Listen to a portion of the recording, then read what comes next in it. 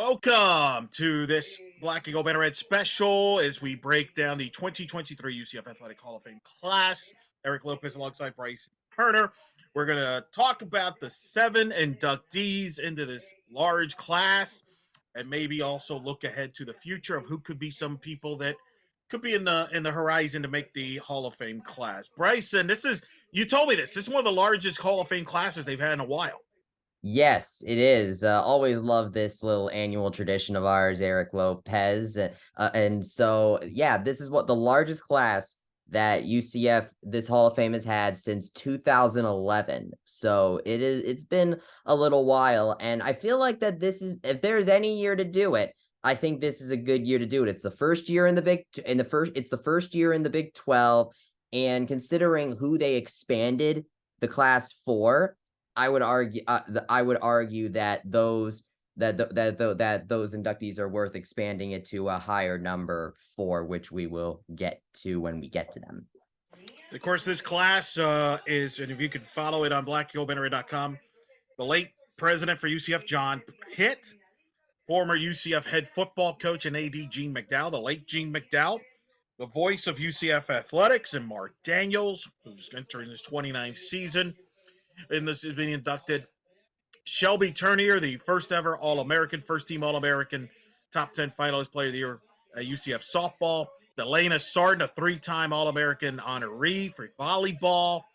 Kyle Bono, UCF baseball pitcher, pitched part of the '04 ASUN championship team in regional final. And then the 2007 cheerleading national championship team, Bryson. What stands out about this class that as you look at it? Honestly, I think the biggest thing that stands out about this class is actually the noticeable lack of individual athletes. Normally, when we have these classes, it's a lot about individual athletes that we've seen, but this time around, it's much more different. There's only three individual athletes in this Hall of Fame inductee class with Turnier, Sarden, and Bono, while everyone else was either a coach or a administrator, an employee, or a team in the case of the 2007 cheerleading team. So this feels like a very different Hall of Fame class to talk about because it's mostly talking about things that we don't normally talk about all the time when we talk about, an individual player's accomplishments. It's a much more, I think, holistic view of a Hall of Fame class. It's holistic as a part of, as at least from UCF athletics, not just on the field, but also off the field as well, which kind of fits considering this is a very major transition off the field into a new conference. Yeah, it's unique because there is not a football player in this class. That is rare. It's been a long time since a Hall of Fame class did not have a football player being inducted. So that is unique in itself. You have two people, obviously, that have passed away that are part of this class. So we'll break that down. We'll probably break down some names that we think could be in the mix for next year and beyond. Send your comments, by the way. Who do you think could ask about certain Hall of Famers as well in the coming years, and then your overall thoughts on this class? So let's get into it, Bryson. Let's start. Who do you want to start with? Who's the person that's the most intriguing to you of the 7 to start with? I think the most intriguing one to start with, I think we should go with Mark Daniels because this is a first for the UCF Athletics Hall of Fame where they are inducting a broadcaster, which of course is a profession that you are intimately familiar with, Eric. So I feel like that could be a really great place to start because this is history for this Hall of Fame, which is kind of funny since the history is what this whole institution is all about. So, you're intimately familiar with the broadcasting space. So, how do you feel to have like a contemporary in Mark Daniels be inducted into this Hall of Fame? It's unique, right? 29th year of doing UCF football and basketball and baseball. Uh, I think some people thought maybe next year being his 30th anniversary could have been cool, but at the same time, it's fitting he gets in during the first class of the Big 12 era because he's seen it all in all the different levels for football, basketball, and baseball. I think he's a very significant part of UCF athletics. Obviously, not just because he's the voice of the team, Bryson, but keep in mind he's done a radio show for many years here in the market in Orlando. A lot of times he was the one that would uh, add to UCF conversations on sports talk radio that didn't exist because of the other schools like Florida, Florida State, Miami were dominating back in the 90s and 2000s. So I think he's an ambassador for the programs in that regard. I think it's a very important position. I mean, he makes a lot of this happen, and it is significant. I mean, it's pretty wild. And you think about it, Gene Deckerhoff recently retired as the Florida State radio voice. Uh, Mick Hubert just retired recently as the Florida Gator radio voice. So Mark's now, I think, the longest tenured radio voice of a team. I think he's ahead of Joe Zagacki at Miami. So that's people connect to that, right? People connect to the radio guy still. People have their favorite final calls. I mean, I'll never forget when I got to the town in 2000, listening to them on the radio because Florida, UCF's win over Alabama, believe it or not, Bryson, back then it wasn't televised on free television. You had to order it on pay-per-view if you had the option. Uh, and so I listened to it on the radio, and he has the final call of the Javier Borlegui kick to beat Alabama. Think of the calls, obviously, from the Fiesta Bowl, A Night to Remember when they beat Baylor, the Hail Perriman against East Carolina, the boom call on the Mike Hughes kickoff return touchdown for UCF against South Florida in 2017 on Black Friday, to the Peach Bowl final call. I mean, there's been memorable calls. He's called conference championships for UCF in the ASUN in basketball. You name it, baseball. He's done it all from that standpoint. He's been the soundtrack for football, men's basketball, and baseball in particular for over nearly now going on 30 years. Yeah, it's funny. With UCF athletics, there always seems to be two constants, and that is Linda Gooch, who was inducted last year, and Mark Daniels, who is now inducted this year. And you talk about how next year is the 30th anniversary, and I have to wonder actually if the whole idea is that he's now in the Hall of Fame, so that way he can be in the Hall of Fame for his 30th anniversary. So that way maybe it doesn't take away from that. You have the Hall of Fame, and they say, hey, look, our Hall of Fame broadcaster is in his 30th anniversary broadcasting. And I remember actually, this was a long time ago, but I remember when I first came to UCF, I think it was during orientation week or maybe even earlier at some kind of event at UCF for, what's the word? Prospective students that I remember meeting Mark Daniels for a little bit for the first time and thinking, and at the time I was thinking about broadcasting in general, because that was kind of like, before college, that kind of thing, just thinking pie and all sorts of different things I could do with my life. And Mark Daniels was all really nice about it. And the idea that he really has that voice about him, like hearing him talk, whether it's on the radio or in person, it's clear that there is the professionalness about him. I think it's not, I don't know if it's as comparable, but I think in terms of like, Vin Scully, he just has that voice about him that really makes the soundtrack of this program a pleasant one to listen to. And these types of broadcasting, things, broadcasters, you are in the Hall of Fame, or get in the Hall of Fame really for length. Both Linda Gooch and Mark Daniels were both inducted into this Hall of Fame because they've been in this for the long haul. I remember UCF fans, I think the biggest things about this fan base is that we care about people who stay, and and the things we want are people who stay. That's why, I remember like when Gus Malzahn was initially hired, the whole idea people were excited about was he should stay for the long haul. And so but of course you have these, figures in Linda Gooch and Mark Daniels who have stayed this entire time. And now over last year and this year, they are now getting their flowers as UCF is now reaching this Power 5 status. And I think it also kind of helps UCF start to gain a little bit of that, history aspect to it, because that's the one thing that UCF will not have from these Power 5 programs is the amount of history they have behind them. But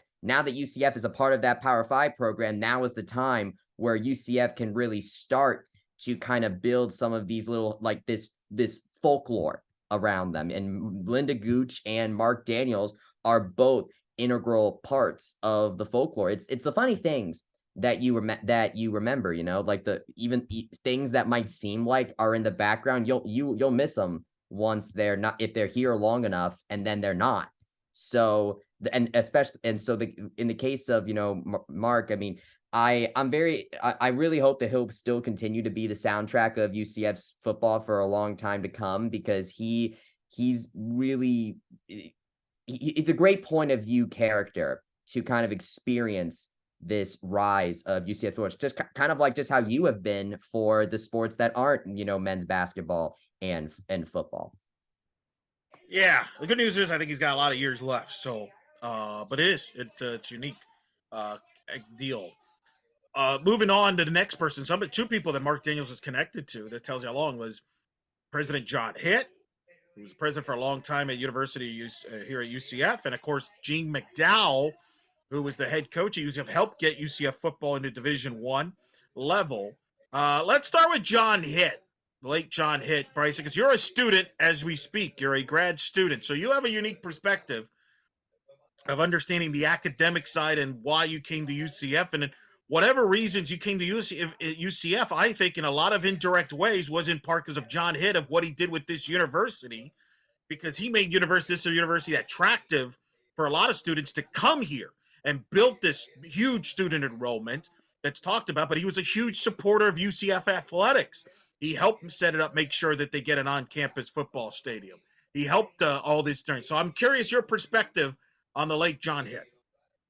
One thing that I remember hearing current president Alexander Cartwright talk about all the time is that athletics is the front porch of the university. And I believe that John Hitt was the pioneer of that phrase, and why and at least as far as UCF is concerned, like John Hitt was the president that really leaned into that, of athletics being the front porch of the university. And I think, and it sort of brought that mentality to UCF. I mean, the accomplishments that he has as far as a facility perspective, he oversaw the construction of the Nicholson Fieldhouse, which was the first indoor practice facility in the entire state of Florida, by the way. FVC, of course, FVC Mortgage Stadium, the on-campus stadium, considering how people talked about how integral that building played into UCF getting selected for the Big 12. It says enough about the significance of that. Addition Financial Arena, which of course was major, upgrading from the venue, so that way not only can not only can Addition Financial Arena host basketball, but it can also host other events and really make the UCF area a major center point for not just, college students, but for the entire community. I live, about 15-20 minutes away from campus. And I remember going to Addition Financial Arena when I was like 13, 14 for Imagine Dragons concert, a fun concert, Harlem Globetrotters. So Addition, and the venue couldn't do that.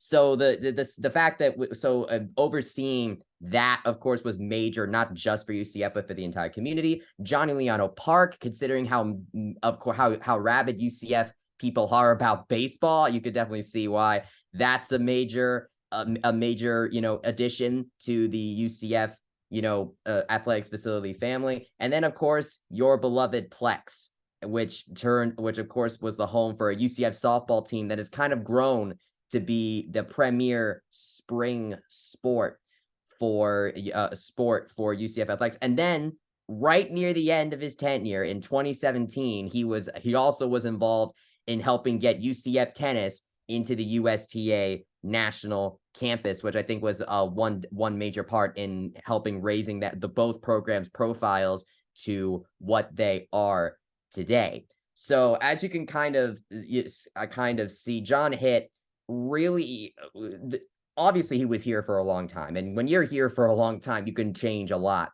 But I truly believe it's kind of amazing to look at what UCF athletics was before John Hitt was here versus after, because UCF has had a couple of presidents, a few presidents before Hitt, and I don't think you can really say that. I think Hitt really was the most transformative president, transformative being the operative word, from the beginning to end than John Hitt. And so him getting inducted now when UCF is in the Big 12, which you can argue that the contributions that he made to this campus were integral in that happening. So the fact that, it's really appropriate, I think, for him to get in this class. It's just unfortunate that he is not with us to experience that moment.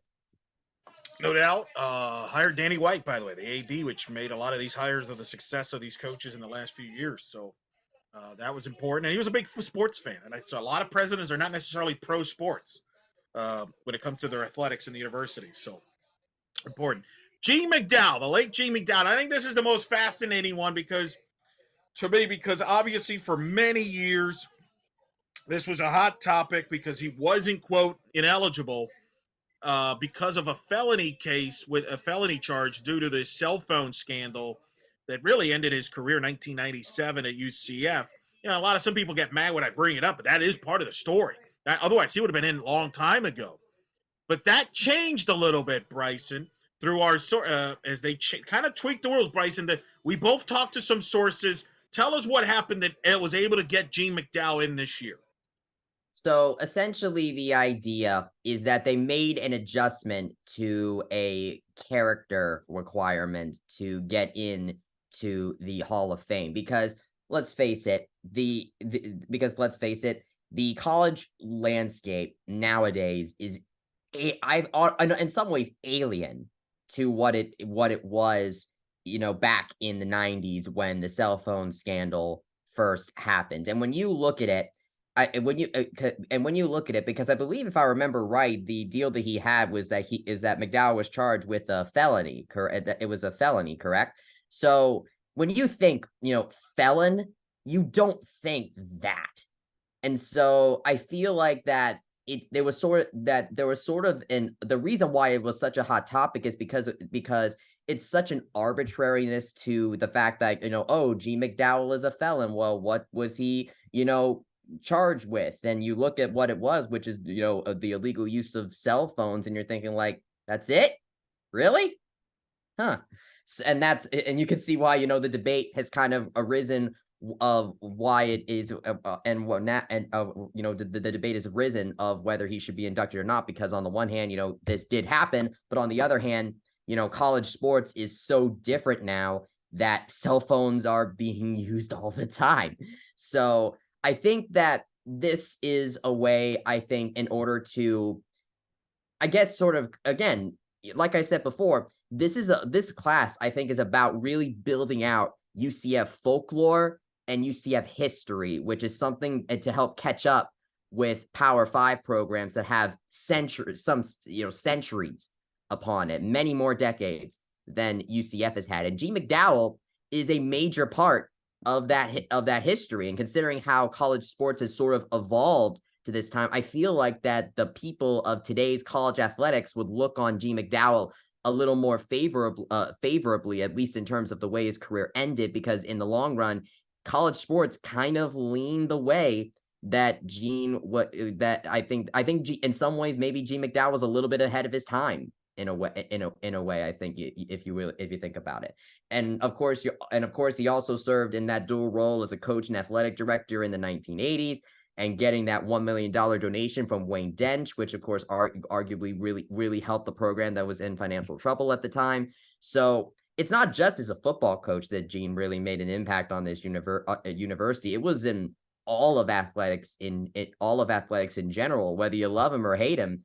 I mean, he's a major reason on a more day-to-day level than day-to-day level. I think it's honestly kind of appropriate that both him and John Hitt were inducted in this same class, because John Hitt really brought this program forward to get it to where it is today on a higher level, on the executive suite level, in that way, and on that level, while Gene McDowell kind of did that on a little more of a specific day to day type of perspective.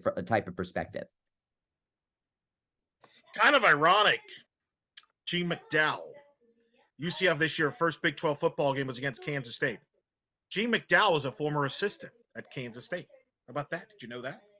I It's did pretty good. not. It Uh, fitting, honestly. so, If only Kansas State came here. well, That do you would think about what he did? You know, helped the program from an FCS level, won 86 games. He was very successful with a small budget. He was even an AD for a little bit, period of time.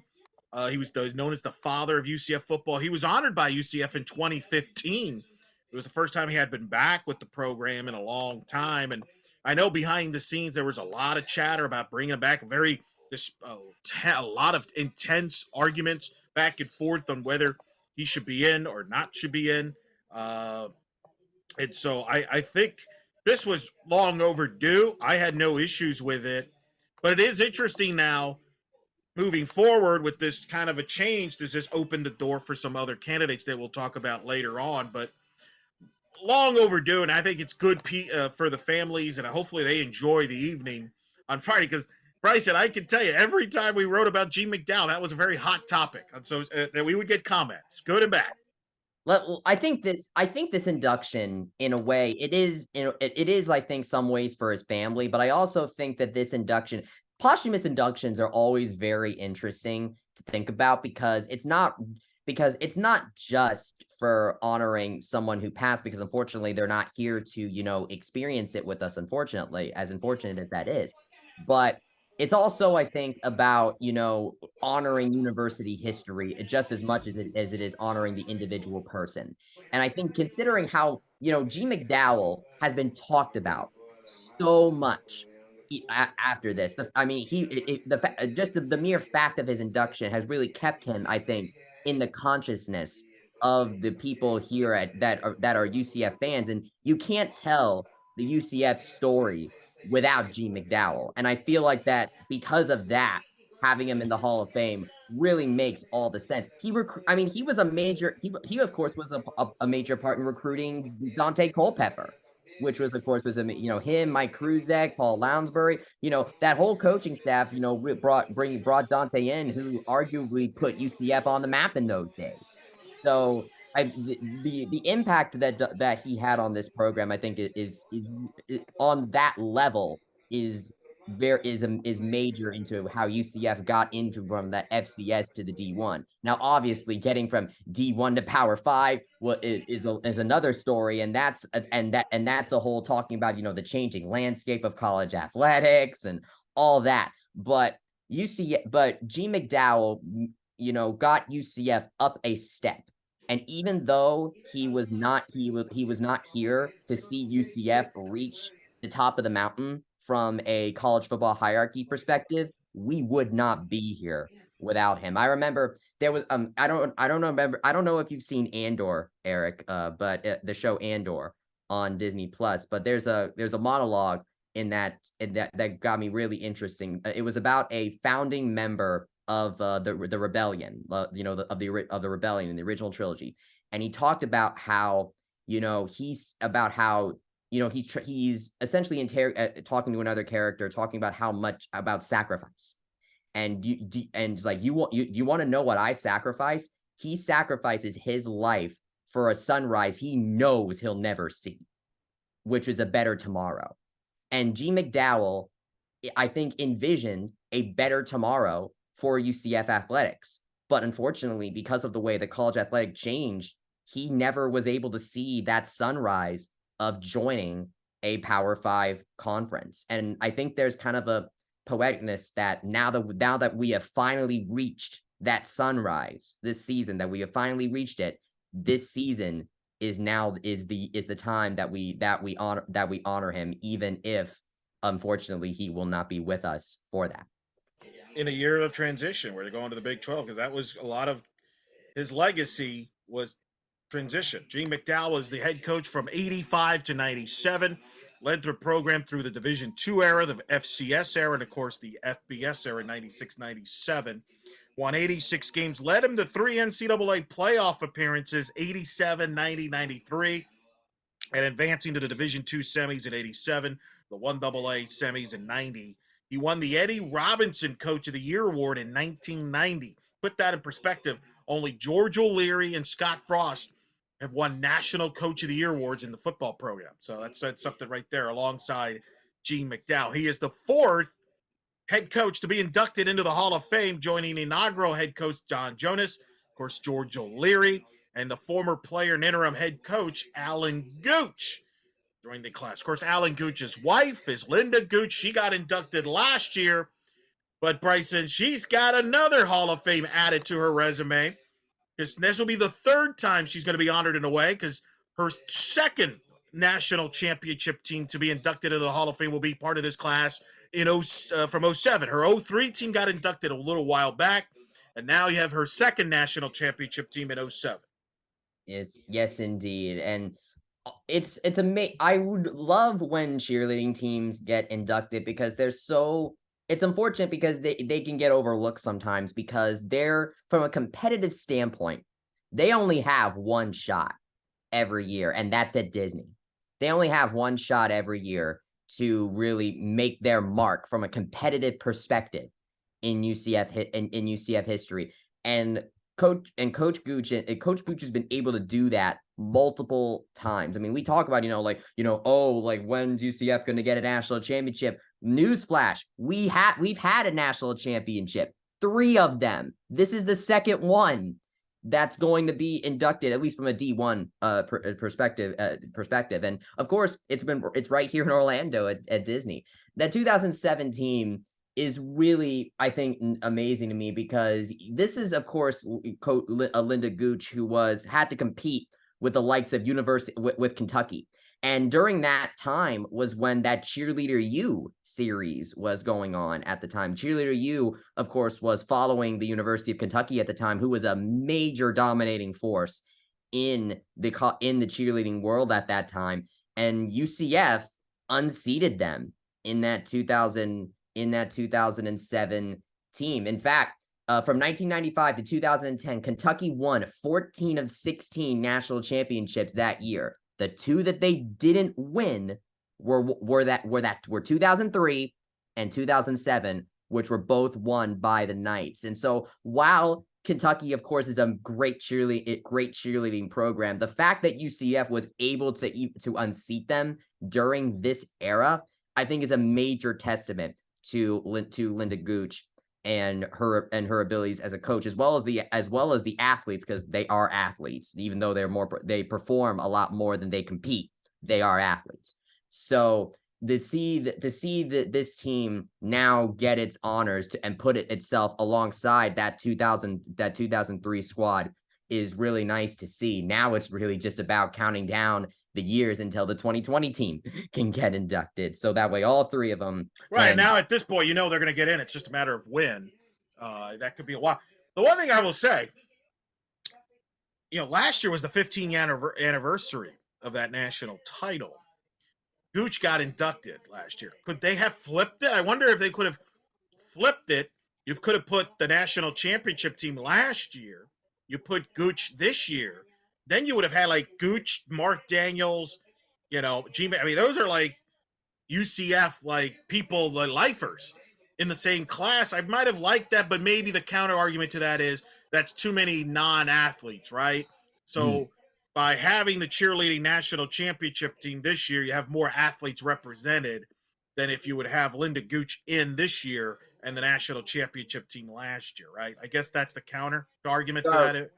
You are correct. I mean, when a national championship team gets inducted, especially in a sport that, isn't a major sport like football or men's basketball, the coach is really one of the big deals in that. And so Coach Gooch already obviously was a major part in the honoring of the 2003 team. And of course you want to honor Coach Gooch herself because she's been around for so long. But of course you do that anyway when you induct one of her teams. So by doing it this way, I think it does exactly what it does. It does what I think the program wants to do, where it honors its history, but it also is able to keep the focus on the athletes, because in the end, that's what this Hall of Fame is mostly about. The majority of spots in this Hall of Fame are for the athletes, and you want to make sure that you do not lose sight of that.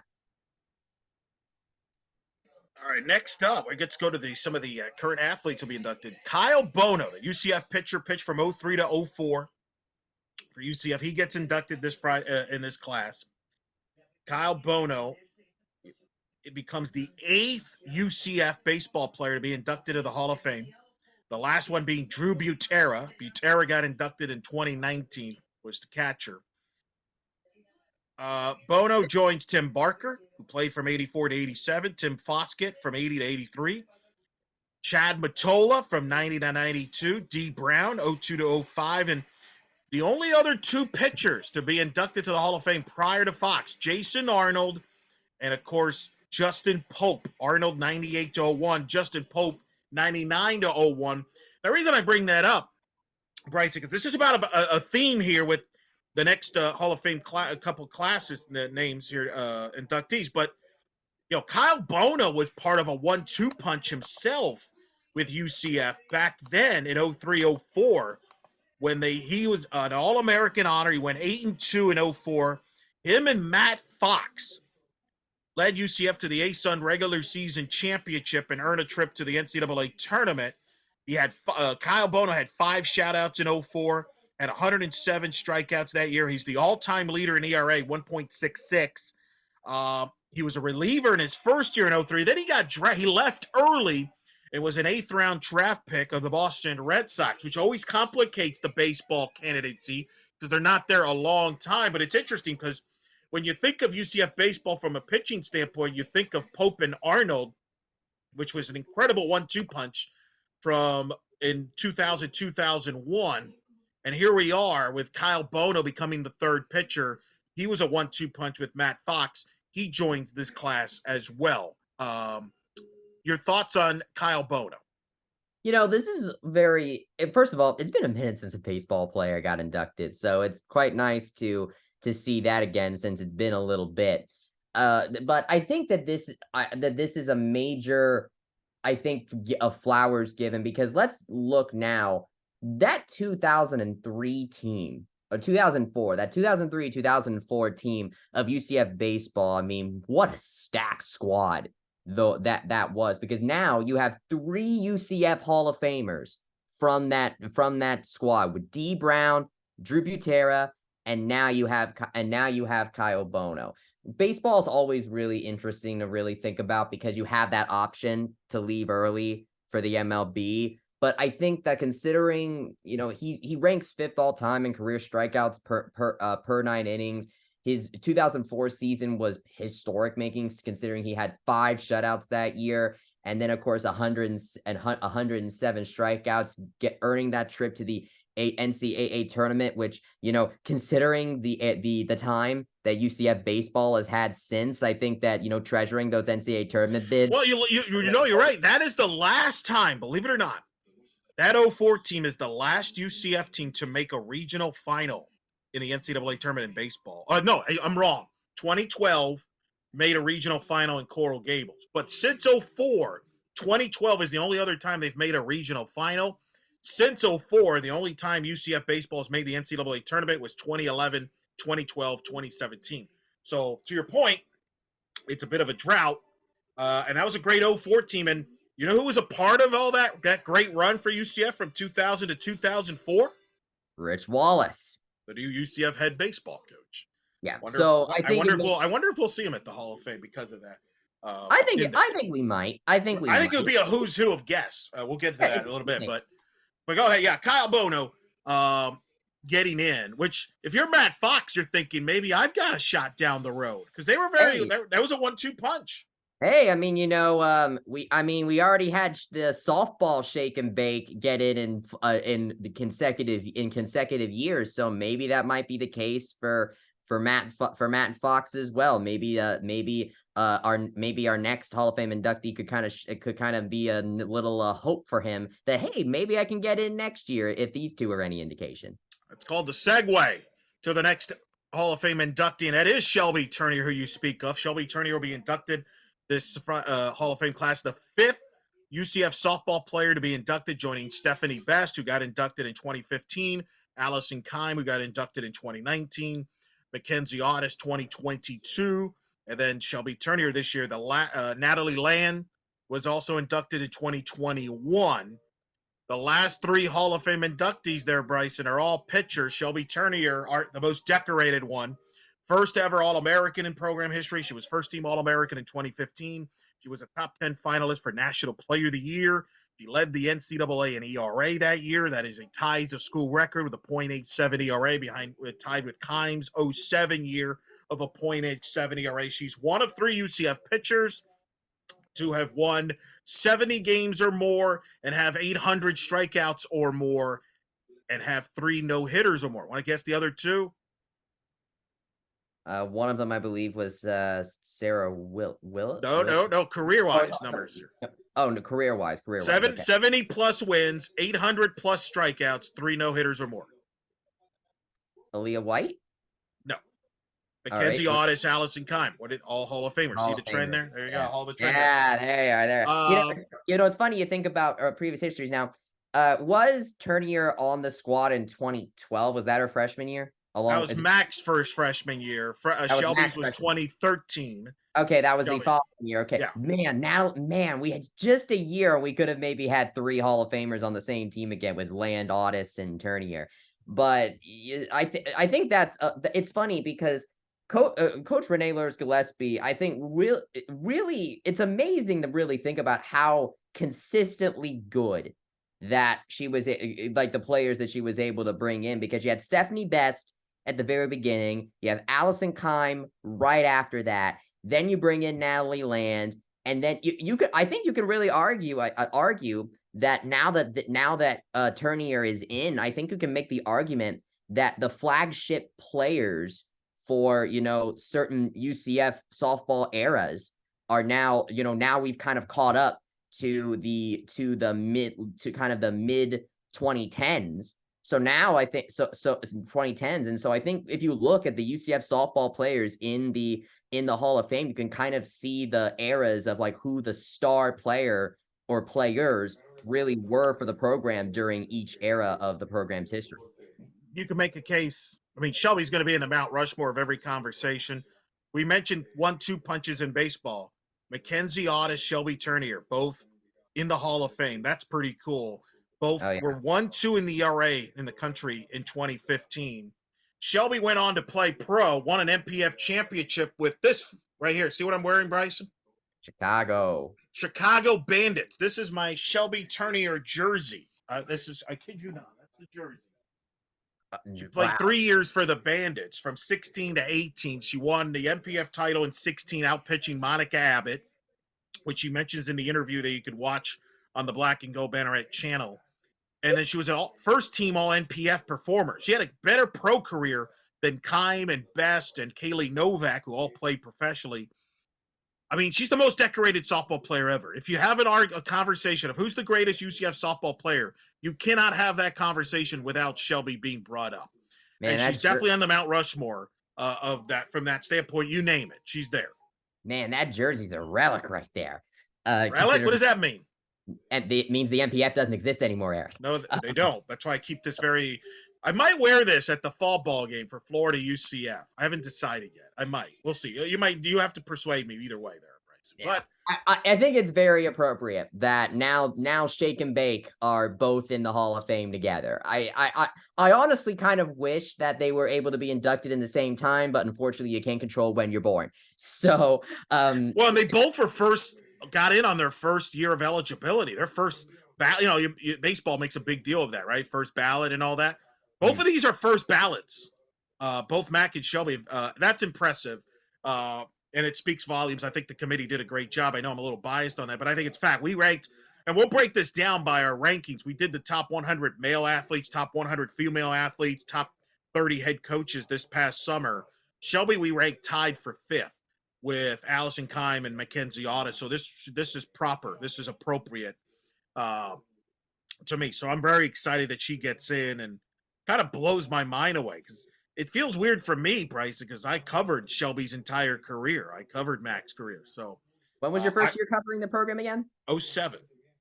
07. So, I mean, really think about it. Like you covered every single UCF softball Hall of Famer except for Stephanie Best. Well, yeah, and Best I knew because we went to school at the same time. She was going to UCF at the same time I did. So I knew her. She was a friend. So I went to a couple games to watch her, but I didn't broadcast any of her UCF games. I was not the broadcaster back then.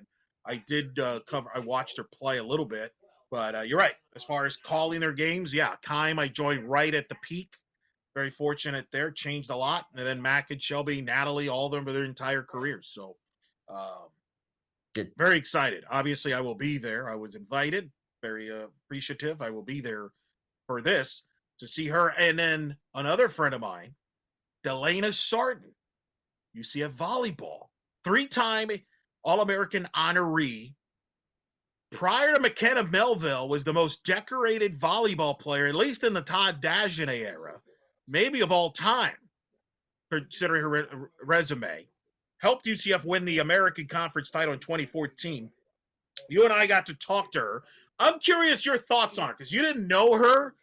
You were kind of from the far wondering, okay, because we've done this in the past about Sarge. You were wondering, I don't, what do I don't know much about it. You didn't have a feel for her. You got a chance to talk to her. You got to study her resume. What is your thoughts on Delana Sard, who was got into the Ring of Honor last year at volleyball, which you covered, and now she gets to enter the UCF Athletic Hall of Fame. First volleyball individual to get in since Jenny Frank, which has been a while.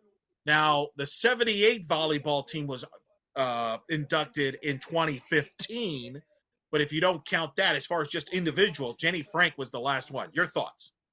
I think it really goes to show how good Delana Sarden is, that she gets inducted now and she becomes that 5th volleyball inductee, because there are a lot of deserving volleyball players, I think, from, back in like that Renata Menchikova, Tyra Harper era that could also get inducted as well. So the fact that Delana Sarden gets inducted now really shows how central she was during that mid 2010s UCF volleyball era before McKenna Melville came along. And look, because I came into this program, with McKenna Melville and seeing the way McKenna Melville plays the game, I saw volleyball, the sport of volleyball, be played in a certain way. And we kind of touched on this with Delana Sarden, because Delana Sarden is a middle blocker. McKenna Melville is an outside hitter.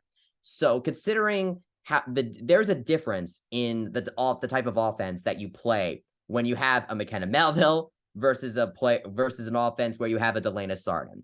And I would argue, Eric, that the UCF volleyball that we're actually watching this season is more similar to the UCF volleyball volleyball of the Delana Sarden era, the Sarden era. And it's been a while since we've seen UCF, volleyball play in this manner. And I think what's really cool about her is that Delana Sarden is a very, what's the best word? She's very good at defending, but her offensive capability, but she was able to kind of come up for the offense when she needed to. McKenna Melville, is McKenna Melville. She was able to do something in all the aspects of the game. But the thing is that McKenna's was like the bell cow of that offense. She was like of that offense of the entire team, really. Like you look one place, McKenna's over there. You look another place, McKenna's over there. Delana Sarden, I think, is the type of athlete, a volleyball player, where she is perfect at her job. McKenna Melville is like a jack of all trades, I would argue. She's really good at killing and digging,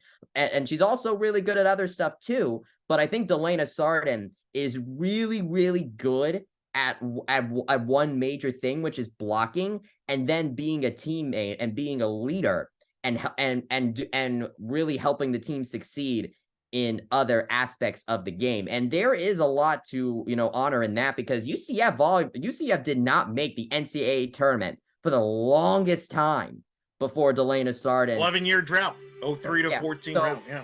I think it's worth, I think honestly, the fact alone that Delana Sarden, I would argue, was the leader of that team, even though it was a very stacked team, by the way. But Delana Sardin Won the American Conference Player of the Year in 2014, which is rare for a middle blocker. Yeah, exactly. So I think she really I think like McKenna. You can argue like McKenna Melville. I think is like a big player for the game of volleyball as a whole, but Delana Sardin is like transcended what a middle blocker can be. I think that that's a really good way to say that, a kind of a good way to describe that. And she really led the team well. One thing I really noticed, and by the way, nowadays she works for an executive search firm, so she helps colleges like hire new like athletic directors, executives like that. To get a career like that, you really need to know what you're doing and really need to have a lot of I think in a way of leadership qualities in order to assess that in other people. So I think that, really getting a chance to talk to Sardin about both her career and kind of, what her, both athletic and not, I think that it makes a lot of sense that she is very much deserving of this spot in the Hall of Fame, because I would argue that she was probably the program's like biggest leader before McKenna Melville came along. And I think that, she's a big case of why UCF volleyball managed to kind of rise to where it was, because obviously, UCF volleyball kind of got into a drought, in that you obviously had that drought, and you don't go from a really long postseason drought to like a greatest player in program history, McKenna Melville, overnight. It's very rare that you do that. So it's kind of like we said with with G McDowell, you sacrifice your own time for a sunrise you're not going to see. And I think Delana Sardin in a way kind of also embodies that, because she did help him reach the NCAA tournament again, but I think she really helped prime this UCF volleyball program for a player like McKenna Melville to arrive, and she really left the program better than where she found it. And I think that it's those kinds of players that really deserve to be in this Hall of Fame, is that they leave the program better than when they found it. I think that Delana Sardin, I think, embodies this, at least from an individual perspective, because obviously Turnier and Audis were a 1-2 punch. But Delana Sardin, from an individual perspective, I think Delana Sardin embodies this, at least from her own experience, more than anybody else in this class, as far as the athletes go, anyway. Best middle blocker in UCF volleyball in the last 25 years, maybe ever. We don't know what position officially Tyra Harper was, because in the 90s it was a little blurry. Mm-hmm. So we don't know. I mean, best blocker in UCF history, since Tyra Harper, I think, is really the best way to put that. Yeah. Just to remember, it took a while, because it took Anne-Marie Watson and Narissa Moravec being here to reach her numbers in block assists, and they were two people.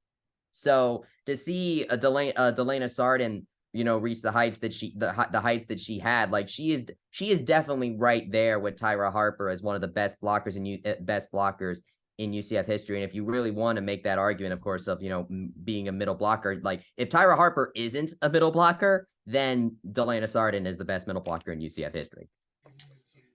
Now let's break it down. Shelby Turner, we ranked 5th in the top 100 UCF female athletes of all time. Delana Sardin was 17th in our list. Mind you, a lot of them in front of her was already in the Hall of Fame. Kyle Bono was tied for 40th in the top 100 male athletes of the year, with Matt Fox, ironically enough. And then Gene McDowell was in our top 10 of head coaches of all time, which some people thought it was too low, etc. It is what it is. So let's get into, as we wrap up, let's talk about some people in each of those categories that we think has a legitimate case to be in. If not, it wasn't this year, definitely maybe next year or beyond, based on some of the rankings that we have and by sport. And let's start with football, because there was no football players inducted this year, which surprised me. It's a long time since that happened. It's very rarely does that happen. Mm-hmm. I thought a guy like Terrence Plummer, for example, on the 2013 Fiesta Bowl team, might have gotten in, did not. Certainly could have made a case for Terrence Plummer, who might be the best linebacker in program history, or at least in the conversation. There, Alex Haynes, UCF running back. who I've heard very good things, has made a real push lately. Kind of like Alex Haynes. You know what he is? He's RJ Harvey. RJ Harvey's having a nice career here at UCF, but it might get lost in all the transition. And Alex Haynes was kind of the same way. Had a great career. I covered him as a student, but that was when UCF was an independent and then went to the MAC, so he had a lot of losses. That was not his fault. Alex Haynes is another one that I think is a name to keep in mind from a football player standpoint. But as you pointed out to me, starting next year, it's going to get harder for the football players that are not in right now because you've got uh, the Griffin boys are eligible next year. Shaquille is already eligible, but Shaquem will be eligible starting next year. Yes, I think football is going to get very, very hairy starting next year because this is when the 2017 players are going to start being eligible, and people on that the seniors on that the seniors, by the way, on that 2017 team will start to be inducted coming next year. Now, yeah, for those that are not aware, 7 years away from your career is when you're eligible as a UCF athlete as of now. yes. So as we go over these next 4 years, we're going to start to see those, like, those 2017, 2018 era players that there were a lot of really great players at UCF on those teams. So it's going to be, I think, very interesting to see, who's going to get inducted, because let's face it, because I actually got to wonder if next year they'll induct the 2017 team as a whole because of that national champions thing. I mean, if there's any time to bring that up again, it's for that, because this UCF Athletics Hall of Fame inducts teams for national championships. So so I think that that national championship thing with the calling matrix, I think an argument I would wait though. I think you go with individuals first because there's a lot of them that have cases. I mean, Shaquem Griffin is one of them. Mackenzie Milton down the road. You could do like a 10-year anniversary on the 17 team or something like that. I think you wait for a little longer for that. True. I believe Mackenzie Milton, if I remember right, his undergraduate year was 2018. So I think he might be eligible in 2025. As early as 25, could be a little later. Right. Maybe later, depending on what his coaching career looks like, because if he moves up in his coaching career, then he'll be preoccupied. Right, and you want to make sure he's there. So yeah. Right, exactly. You do have Traquan Smith, who is eligible at this point. Now he is, of course, playing in the NFL, but that didn't stop Latavius Murray from getting here, though that was a little bit of a different circumstance where he got signed, but where he was inducted when he wasn't signed by. Well, and to Latavius' credit, he literally flew in, did the ceremony, and flew back to join his NFL team. So that was pretty unique. So you have that. So I think so Traquan. So, but obviously, you definitely want to look at Traquan's availability, because as soon as he is available, it could be very likely he gets inducted. Matthew Wright is also going to be eligible. Oh, we're not doing a kicker. Come on, we're not. Oh, come on! If you're going to induct, not right away, we're not doing a kicker. Well, the point I'm trying to make here, Eric, is that you see is that these special 2017, 2018 era. Oh, no, I agree. There's a lot of candidates and a lot of guys that will probably get it. And it's going to be very hard for football programs football players to really get in, because now these early era players like Elton Patterson, Alex Haynes, Mike Sims Walker, Clayton Darren Hinshaw, who's on the Darren Hinshaw, Kamal Ishmael, Josh Robinson. Yeah. These people are all going to have to contend with these 2017, 2018 era players starting next year. So unless you're Matt Prater, who has a very long NFL career on him, it's going to be very hard to kind of to compete with those players. That said, though, for the first players of those teams to get inducted, I think the Griffin brothers, and if not both of them, at least Shaquem. Oh, I would make them, the favorite next year. I think they're a heavy favorite to be in next year on first ballot. And they could always do multiple football players. That is an interesting question. Do both Griffin brothers get in the same class? Do they not? I could see it go either way. Shaquille's still playing. But I would be stunned if Shaquem Griffin was not in the Hall of Fame class next year, at least as the headliner. I would be surprised. I mean, Shaquem was, I mean, I would He's the argue best that, defensive player ever in the program right, history. and I would argue that, Mackenzie Milton might have been the most visible leader of that team, but I feel like Shaquem was the heart of You won't that get team. arguments there. I would say he was the best player in the Peach Bowl. They don't win the Peach Bowl without him. He was the best player, and obviously everybody knows his story. So I think we all agree Shaquem is the heavy favorite for next year. Would you agree? Like if we put a class of 24 projection, Bryson, he's at the top of our list. Yes, we agree. Yes, I mean, don't forget I don't know nowadays. whether his brother gets, and knowing him, I wouldn't be surprised if he says, I only get in if my brother gets in as well. I don't, because they're very tight. And Shaquille has his own candidacy as well, considering he's played in the NFL and he's been a Pro Bowler. So I think both can get in the same class if that's what they want to do. And I could see, I would not be surprised, but I definitely think Shaquem is a lock. Like I would be like if we get together when the Hall of Fame class is announced and he's not listed, I would be shocked. I would be Oh, I stunned. agree. I would agree as well. Like, don't forget, don't forget, he was honored as one of two recipients for the 2019 NCAA Inspiration Yeah. Award. And when he retired, if you remember what he's doing nowadays, he retired to join the NFL Legends community, which is former NFL players that offer mentor services to current and former players. Shaquem Griffin is I think a big leader, but I think a leader, like a big mentor. I think Mackenzie Milton is a coach, but I think like Shaquem Griffin, I would argue, is a life coach. Mackenzie Milton's a football coach. Shaquem Griffin is a life coach. And I honestly feel like that having Mackenzie on offense and Shaquem on defense was such an amazing compliment of to each other. The fact that they aligned in their time here at UCF is honestly, amazing and a major reason why the 2017 team reached the heights that it did. He was in our top 10 of UCF male athletes of all time. That's the only one. It's him and Sean Johnson. We put Sean Johnson at number 10. We'll get to him in a minute. But Griffin's and Johnson are the only ones not in the UCF Athletics Hall of Fame that we've ranked in the top 10. Keep that in mind. So that's the football category. Let's go. Let's just keep it with Sean Johnson. Men's soccer's had a very nice year this year. Yeah. Sean Johnson, we ranked in the top 10. This guy's had a heck of a pro career. Won an MLS Cup as the starting goalkeeper for New York City FC a couple years ago. He has played on the U.S. national team.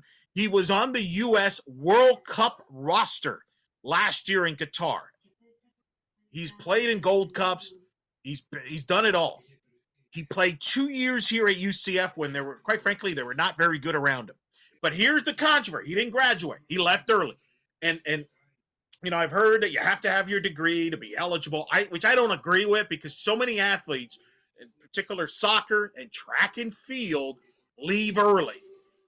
To me, Sean Johnson eventually should be in the Athletics Hall of Fame for what he's done outside of UCF. If you want to argue his UCF career was not Hall of Fame enough, even though his stats were really good, he just didn't have a good team around him. What he's done professionally and internationally should get him into the UCF Athletics Hall of Fame, which they do have that category, Bryson, to honor UCF athletes for what they've done outside of UCF. He qualifies there. I don't know if that's going to happen or when. He's still playing. The MLS season goes into the fall. So I don't know if that's going to happen anytime soon, but I just wanted to throw his name out there from a men's soccer. I honestly think that Sean Johnson is going to be the next player to be inducted into this for men's soccer. For men's soccer, Yeah. yes, because looking at the other candidates in the program, you have Cal Jennings, who's not eligible yet. He graduated in 2019. He would be eligible in 26. Cal Jennings, who should be in as well. Yeah, we still have a couple. Yeah, we still have a couple of years to wait for Cal Jennings. You also have Luis Perez. That's still a while away. Yannick Ertl, still a while away on that. You have Warren Cravali and you have Aji Berry, who both did play pro, but they just don't not have over. Yeah, but Johnson, I would vote Johnson in. Cravel's good though. Cravel's got a case. Yeah. Then you have Rick Breton Civic, the all-time saves leader. Well, he's one of those guys that got overlooked from the past. Randy DeShiel back in the late 70s, early 80s, and you have Ari Nurmi, who graduated in 1999. He's third all time in goals and second all time in assists. I mean, in assists. But well, this brings up this cat. Let's bring that. We brought this up last year. We're going to bring it up every year. We think there should be an extra. Like, I actually like the fact this year's class it's 7. I think 5 is too small at this point. I would go 6, but I think one of them should be, call it whatever you want to call it, an old timers one or pre-98s. There should be a category because Rick Brencevic was very close to Winston DuBose. Winston DuBose is regarded to me as the greatest of all time at UCF men's soccer history based on his entire career. We ranked him number 3 in the top 100 list.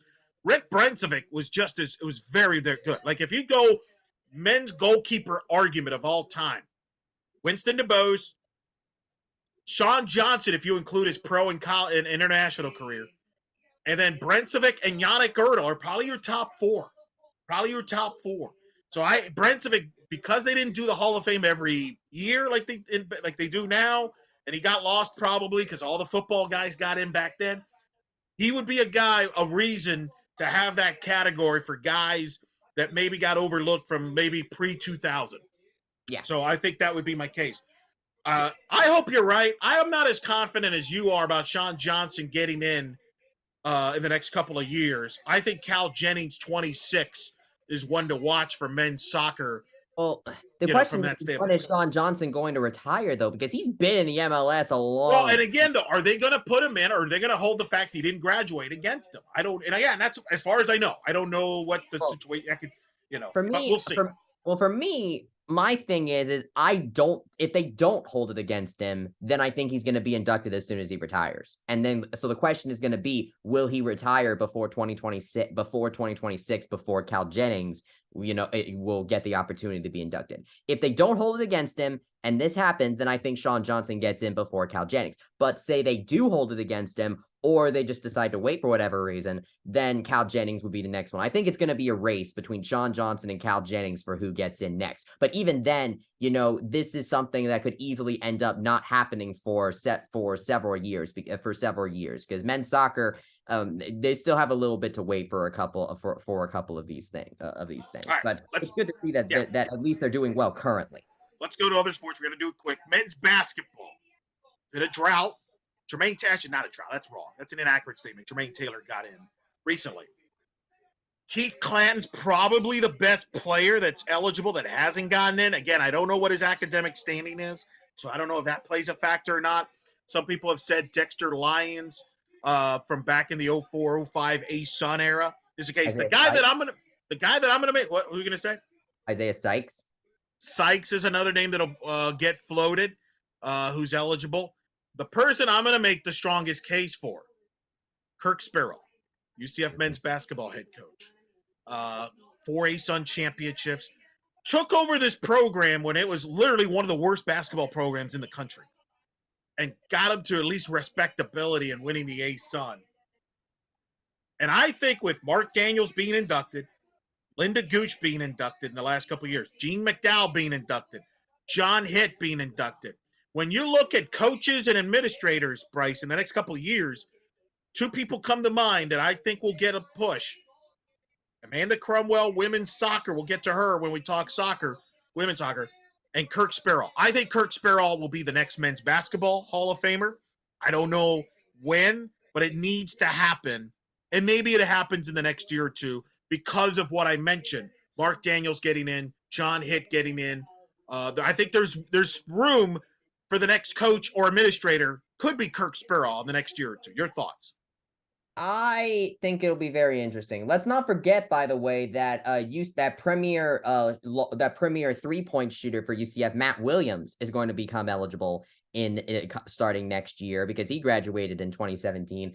And then we also have to think about, what's going to happen for the next couple of years because we are going to have in a couple of years' time BJ Taylor and Taco Fall. Same year, 26. Very interesting. Yes. Yeah. I would argue actually that after next year, 2024, 2026 is going to be a major year for players that were inducted, because that 2019 class of UCF athletes all over the board is major, and especially and once you count some players that might get held over from the past couple of years, we're really getting. Well, it's going to get stacked, which is again why I push for 6 to push it up to 6, 7, classes a year. But yeah, I would say from a coach and from a coach/administrator perspective, I do agree Kirk Spurall is the next person. My thing is more about men's basketball itself, because do we induct Kirk Spurall in time before the bottleneck approaches with BJ Taylor and Taco Fall? Well, and that's why I brought him up, because I think the next couple of years is pretty important from that standpoint. And I think he deserves to be. And I think he'll have the support. We'll see what happens. But I think that's a name to watch next couple of years, because Taco, BJ 26. Woo! I can't wait. That'll be interesting to see what happens there. Baseball, obviously, Kyle Bono getting in this year, Bryson. Baseball is a complicated one because of the resumes. Some guys leave early, but there's a ton of names you can go and make a case for. Matt Fox should say, hey, I was just as good as Kyle Bono. Consider me. You got Chris Duffy, who had big numbers, should certainly get consideration. He only just had his home run record broken just last year. This past year, correct. So what about him? And then, of course, there's Jay Bergman, who had controversy the way his career ended, an incident that took place that got him fired at UCF. That is why he's not in. Does Gene McDowell getting in help a Jay Bergman? That's a question. I don't know. We shall see. Baseball is to me is the most complicated sport, because guys don't stay 4 years most of the time.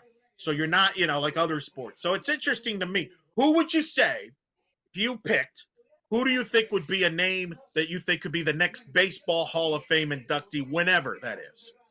The next baseball inductee. Well, I think that if you're talking about the next one, I think it has to be Matt Fox or Chris Duffy.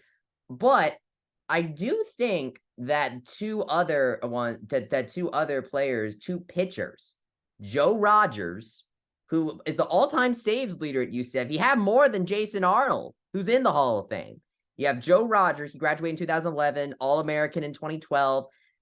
So there's for that for you. You also have Zach Rogers, who graduated in 2015, was an All-American that year, second lowest career ERA in program history. But for the this is another 2017 graduate I'm bringing up. Robbie Howell is going to be going to be career, yeah, All-American. Yeah. So 2017 All-American, fifth lowest career ERA, sixth most wins. He was a part of that 2017 team, that the last team that made a regional. You just mentioned that. So that's another one. I don't know if he's a first ballot, but he will become eligible starting next year. You also have two-time All-American DJ Hicks, who hasn't been inducted yet either. It's a log jam. And not all of them are going to get in. Maybe a couple. It's going to be interesting with baseball. We'll see. It's a long one. Let's move on to other sports. Women's soccer, I mentioned. I think Amanda Cromwell, from a head coaching standpoint, is a no-brainer. Things didn't end well with the Orlando Pride. I think that's kept her out. I think the longer we're away from that will improve her chances. When that is, I don't know. From an athlete standpoint, you're talking Tisha Jewell, Marissa Diggs are two names to keep that I think of that are eligible from a women's soccer standpoint. Anybody else you want to mention before we move on? We got to do quick. I would say don't forget the goalkeepers. Vera Veras is going to be eligible coming soon. She graduated in 2018. Oh, wow, yeah. So she will be eligible in a couple of years, 2025. So I think that will, from a female athlete perspective, that is definitely going to be something to watch, because I think that she could maybe make an argument for first ballot, especially if she does well playing overseas. And then of course you also have Alyssa O'Brien, who is the all-time saves lead, who is the all-time saves leader, who graduated in 1998. You have Amy Jones. But again, those are going to have to get like a pre-2000 thing. Yeah, Amy Jones. So those are all that. But I think Tisha Jewell. I think Tisha Jewell is the right way to go. But I just say, don't forget that Vera Veras is coming in the wings. Dude, that's a good one. Yeah. That's a very good one. Cromwell, I think, will be interesting. Does she get in? Her and Kirk Sparrow, to me, could be the two next head coaches that get inducted. Or perhaps it's Renee Lourdes Gillespie. There's a segue. Softball. Coach Gillespie, by the way, will be at this Hall of Fame ceremony. By the way, Bryce, you might get to meet her.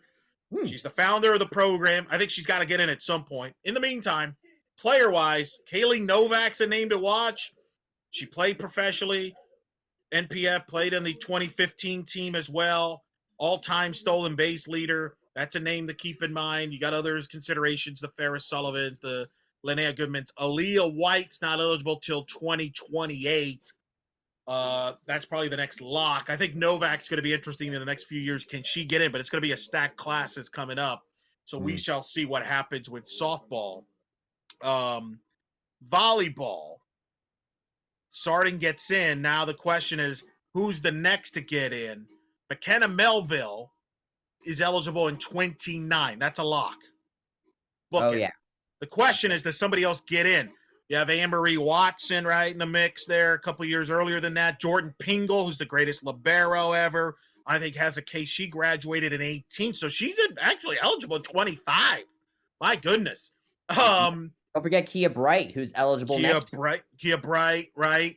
You got Marion Metzges and Emily Kaiser from the 90s that I think got overlooked big time. Those two should get consideration. Again, bring that extra category, please. And let's get them both into the Ring of Honor. Can we do that, Bryson? Come on, let's do that. I agree. Those 90s teams, I'll tell you what, I mean, those 90s teams were absolutely stacked. And the fact that that most people only just remember Tyra Harper and Renata Menchikova from that time is insane, because I would argue that there was a whole team behind that. Just how there was a whole team behind this recent UCF run, because not only was it just McKenna Melville, it was Anne-Marie Watson, it was Narissa Moravec, there's a whole lot more going on that team that deserve to be in the Hall of Fame. Amber Olsen as well in this area. Emily Kaiser and Amber Olsen, I think, are two very similar figures. So I think Metzges and Kaiser, we got to get them into the Ring of Honor. Some of the other ones we mentioned got to get in the Ring of Honor as well. As far as the Hall of Fame, it's going to be interesting because Pingle, you got Metzges and Kaiser from the 90s. Pingle, you mentioned Bright, another good one. And if you're a volleyball player, you want to get in before 29 because that's when Melville's getting in. That's a lot. Because and of course, once Melville gets in, you don't know what it's going to look like after that. I would honestly argue that we really want to try to get in before McKenna, because once McKenna does get in, then the bar goes up a lot for who's going to get in. Yeah. We don't want more people to get overlooked here. We don't want more people overlooked. No, that's what I'm saying. Grow the classes to 6, 7. I'm fine. I think we got more than plenty. Really do. We're considering some of the people that have been overlooked from the past. Quick sport. Women's golf, believe it or not, not one women's golfer is in the UCF Athletics Hall of Fame. Will that change next year? Ashley Holder is eligible next year. The most decorated UCF women's golfer ever. Probably, if it's going to happen, it's got to be her. Even though you could argue there have been a couple others, Christina Putman, Liz Early, that they have kind of overlooked and should get consideration. But if it's going to happen for women's golf, Bryson, it could be next year.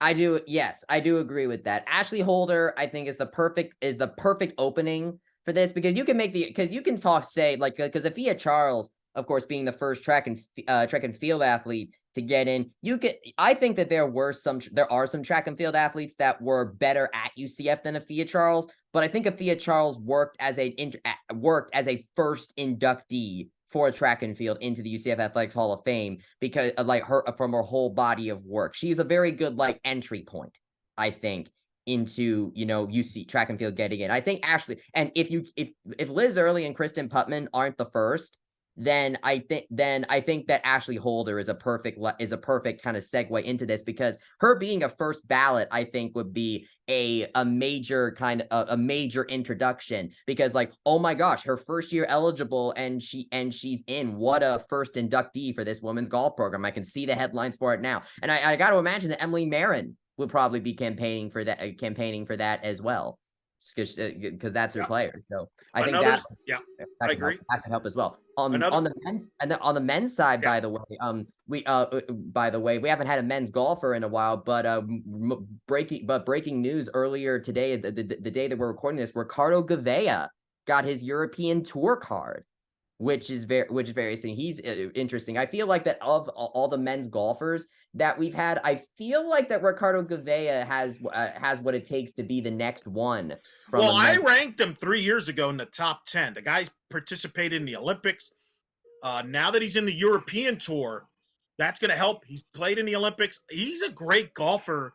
He's there. He's in the conversation with Robert Dameron and Cliff Krisky, among others, as far as among the best men's golfers ever. I do think Gouveia should get consideration. I just don't think that'll be anytime soon, just because he's playing over in Europe. Might be a few years, but I agree. From a men's golf standpoint, he would probably be a guy I would think of as the next guy. I wonder, what will be a good year to induct him? 2028, the year the Olympics is in the US. Maybe. Maybe. Next year, by the way, is an Olympic year. That tends to help track and field. To me, somebody that I think should have been on this year's class, maybe gets in next year or beyond. Ariel Scott, track and field, the only national champion, won it 10 years ago, 60 meters indoor. We have her in our top 10 female athletes of all time. I think she's got to be in here in the next couple of years if you're, without question. You still got Jackie Coward as well in the mix. Octavius Freeman. Octavius Freeman. So, but again, this is where I go back to. Some of them may have not have graduated because they left early to go pro or whatever. Just put them in academic standing. That's what I would say. Sticking with runners, Eric Lopez, there is of course a athlete that's going to become a first ballot eligibility because she graduated in 2017. Anne-Marie Blaney, cross country runner. She's a distance runner on the track and field team and a cross country runner. Greatest distance runner that UCF has ever seen. It's not even close. Not even close as far as cross country athlete. You're right. She should be. Only this year has we haven't seen a runner like her until I would argue around now, because Isabella Richardson on the cross country team right now is the only one that has been touching some of Anne-Marie Blaney's top times in this program's history. And the fact that it took this long for someone else to come by and reach that sort of time really shows you how big that Anne-Marie Blaney was to this program. And so I feel like that Anne-Marie Blaney will be a perfect first cross country runner to get in. So just like how we said Afia Charles was a good entry point to track and field, I think Anne-Marie Blaney would be a major entry point for cross country to get in, because she's the standard bearer for that program. I agree. That's a good one. I think if there's anybody that's going to get, any female athlete that's going to get in first ballot next year, I think it's her. There's some really good first ballots. I just realized Shaquem Griffin, Ashley Holder, Anne-Marie Blaney. We could conceivably see 3 first ballots next year potentially. They're good enough to do it. I agree. So all right, that covers everybody. I know women's basketball. There's not really a clear-cut women's basketball player that you're Zai Lewis does become eligible next year. I don't know if she's first ballot. Yeah, it's gonna be a while. KK Wright graduated in 2020. We got to wait a while. She might be their best shot. I think so. I mean, there's Aisha Patrick, Allie Roberts. I don't think so. I think KK seems like probably the best shot, but it's gonna be, it's tough, man. As you just mentioned, it's gonna get harder and harder every year. Gabe DeCamps is going to be eligible. He graduated in 2021, so he's going to be eligible. We don't have a tennis individual. You're right. No, so I feel like gotta be him. Gabe DeCamps, but he left early again. He left early to go pro. So is he eligible? That's again, it goes back to that role, Bryson.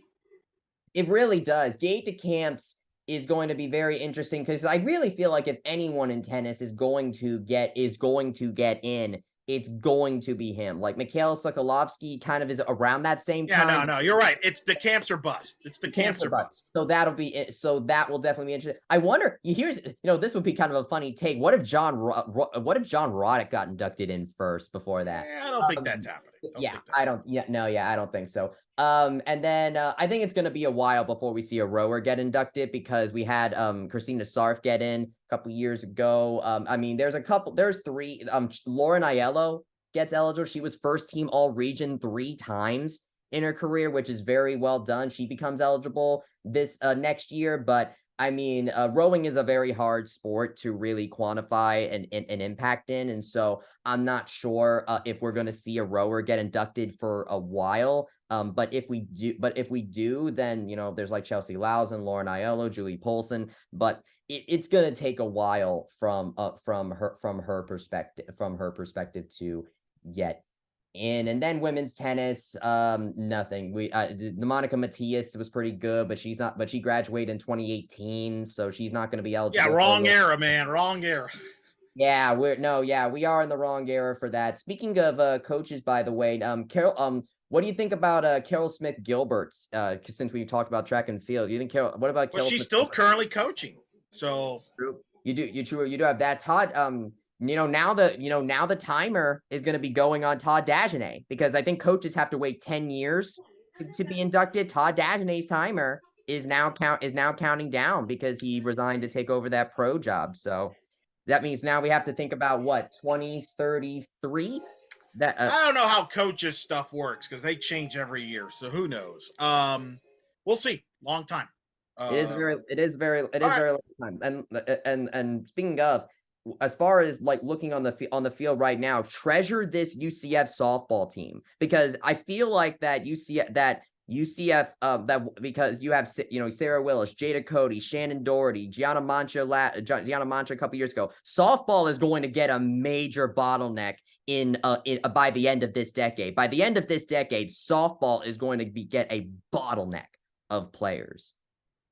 I'm not going to get an argument from me. All right. That was fun. That was fun. I love doing this every year. I really do.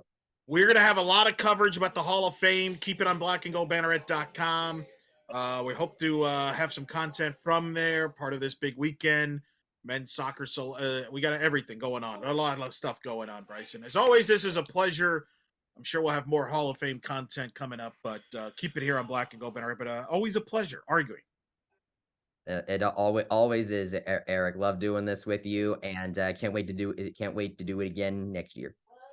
All right, this was our Black and Gold Banneret Hall of Fame special.